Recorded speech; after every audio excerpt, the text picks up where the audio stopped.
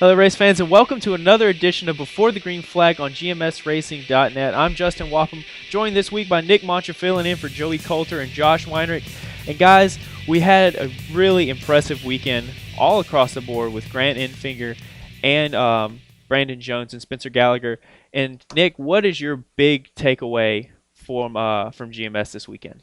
Well, I mean, really, I was just proud of what GMS accomplished as a whole. We've come a long way, since we've started this program, and it was kind of a culmination this weekend. The second place finish by Brandon Jones. That was the third second place finish for third different driver in one of our trucks this year. Ty finished second at Atlanta, Spencer finished second at Gateway, and then Brandon at Iowa, and then Grant finished second at Chicago. And in a string of three intermediate races in the ARCA car, he's got 2 seconds in an eighth place finish. So three top tens altogether. So as a whole, the team has really come a long way, from where we were last year to even a couple months ago. And it's just a testament to all the guys downstairs who work really hard, and the crew chiefs and the drivers and everybody just really gelling. I think we have a long way to go, but we're definitely in the fast track. Yeah, I think this was definitely not only in the box score, but just straight up performance-wise. This was probably the organization's best weekend overall to date so far this season. So, like Nick said, the coolest part is the fact that all three drivers that have run for us on the truck side have all equaled each other's finishes, finishing second.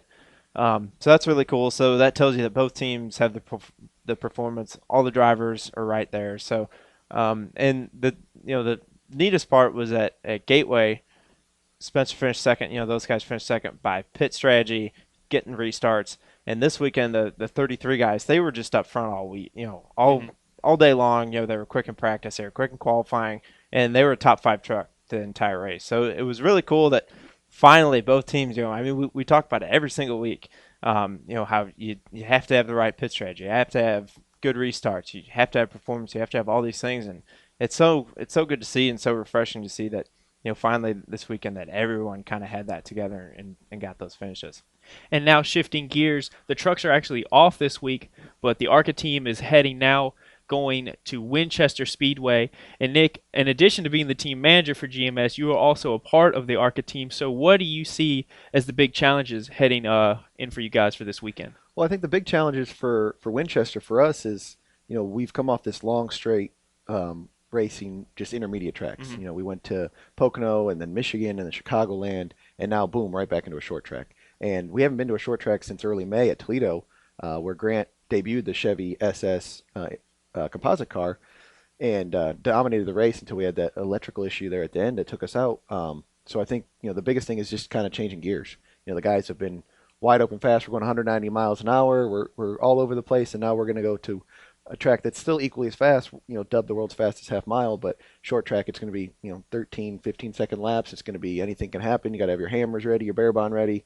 So it's just a different mindset for the crew, different mindset for the pit crew, and even for the driver. And it's his bread and butter, as you would say, for short tracks, but he's kind of taken all around. So it'd be interesting to see how it goes this weekend. And if anyone has not seen a race from Winchester, this is the race all season that you cannot miss. I mean, it's like a cereal bowl. I mean, it's every bit as fast as Salem Speedway.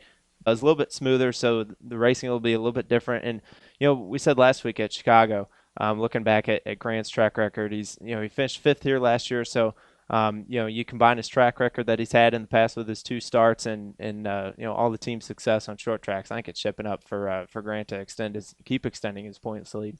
And Grant was able to explain to us kind of what his takeaways from the past short tracks he's run this year and how he can apply all that to finding victory lane this weekend at Winchester.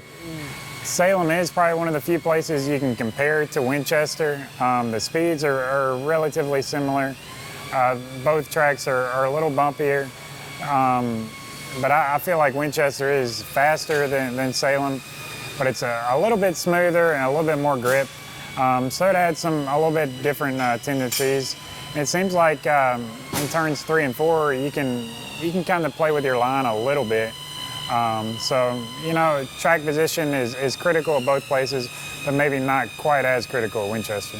I'm kind of excited to go anywhere. I feel like we've shown we've got potential to win at every one of these tracks that we go to so far this year. Our intermediate program, like I said, showed really good the last few weeks. Obviously we ran good at the short tracks and the speedways earlier this year, so hopefully we can use that and get some keep the momentum going. I guess, like I said, with some good runs the past few weeks. So Winchester is one of those places. I think I finished 5th there last year. I've only run there a couple of times, but like I said, I do like the short tracks, and they've been good to us in the past. So Grant Enfinger giving his insight to this weekend's race at Winchester. And Nick, you're actually going to be spotting the race. So what are the type of things that you're going to be looking for this week to kind of help out Grant at a really, really high, fast bank track? Yeah, I am, and that's something I took over this year. Do all the short tracks. Tim Fedewa, who's Kevin Harvick's spotter, on Sundays does all the intermediate races, Poconos, Chicago's, and whatnot. And really, what I do for Grant is, I just make sure he's safe. He knows exactly what he's doing, where he's doing. We utilize, the Dartfish services, which I know you guys have talked about before, and then we debrief after every session. But as far as driver coach or anything like that, I'll tell him if somebody's doing something a little bit different, but I'm not telling him what he's not doing, right? So we've got a really good relationship that way, and we've come to respect each other, and I think it'll be a good fit.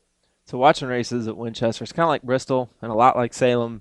Faster than Bristol. Yeah, when stuff happens there, it happens really quick. And for a spotter, I mean, you almost got to be watching a straightaway and a corner ahead half the time. Yeah, what I learned when I started spotting a long time ago was, you want to focus on just your car. That's your instinct, but you need to either be looking forward or ahead, and especially if there's a lot of lap traffic, which I'm sure there will be, you kind of have to be all around.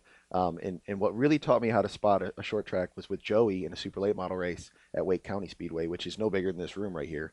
And the caution lights are Christmas lights, and it's dark, and there's a wall and two where you can't even see the cars coming out of pit road. And that was probably the most hectic, most I've ever talked on the radio. And it makes places like Toledo look easy because it's wide and you got big grooves. But Winchester, like you said, it's super fast, super quick. And it's a self-cleaning track, kind of like Dover. As soon as you go up, you're coming back down.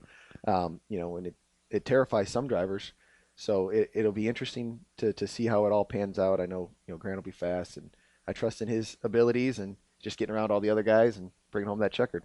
Yeah, it's a lightning quick racetrack, and there's, I've compared it to Salem, and a lot of people compare it to Bristol, but there's really no other place like it. And it's kind of a gut check, I would imagine, as a driver, and maybe even as a spotter walking in there and seeing that sign up above that says whatever. It says something like the bravest drivers through these gates past the bravest drivers in the world. Yeah. You see that it gives you chill bumps. You see it, and you just kind of think about it. And I've been there for USAC races and all sorts of different races, and I was there when the USAC track record was set.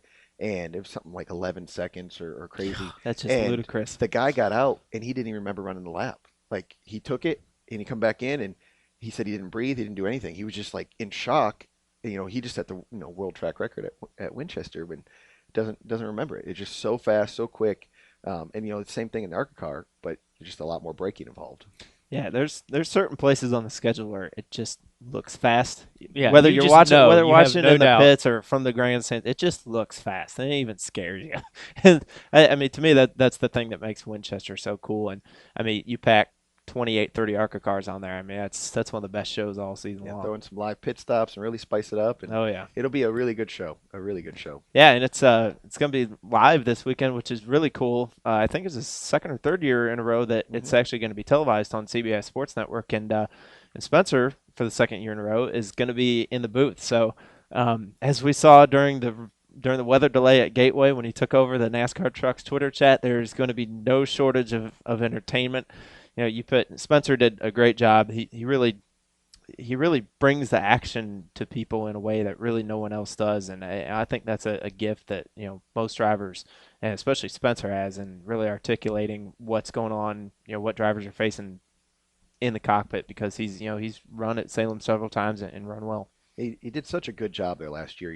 I watched it several times and went over it with him, and it was just a phenomenal job. The TV guys loved him, and they talked about it. And I think this year, with the addition of Jim Trado, that's just going to help even more, because Jim's a huge ARCA guy. He's been around it for years. He grew up, with Ray Dunlap coming through ASA into He's ARCA, a Midwest short track guy. Yeah, so he knows all about it. He knows the ins and outs, and he's always beating the pavement. So I think you get those two up there, and they're just going to be bouncing back and forth. It's going to be a great show. So a lot to look forward this weekend.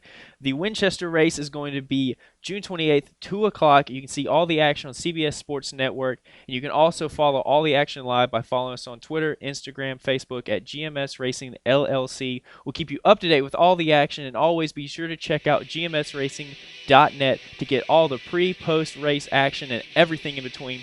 And for all of us here Before the Green Flag, thanks for watching another episode, and we'll see you next week.